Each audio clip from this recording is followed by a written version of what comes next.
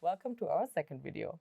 Here we would like to discuss the message structure and show how the modules affect the data structures.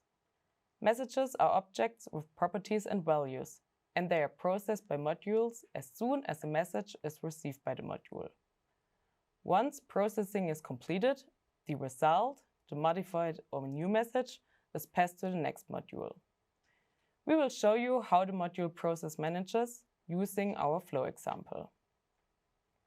The data generator is an input module that generates messages based on the settings.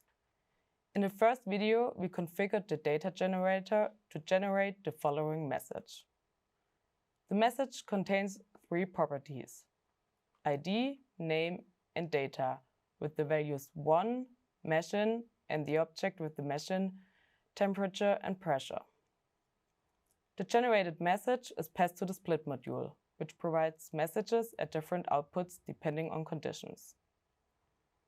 In our case, at the upper output of the module, we get the message when the pressure value is over 500, and the lower output, we get the message when the temperature value exceeds the threshold 50. We now look at the upper strand of the flow for the rest of the process. There the messages are processed by the property mapper next. In the property mapper, you can change the properties of the message variable.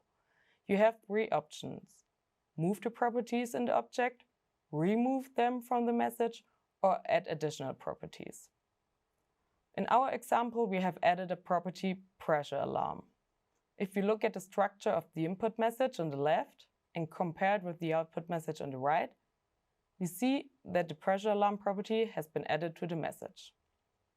Using the Keep Properties checkmark, we can set whether we want to keep the properties of the incoming message and have the changes be additional, or if we want to remove all properties and have the output message consist only of the configured settings. We have just checked the box. If we uncheck it, the output message will change as follows. On the left, we have the input message again. It stays the same.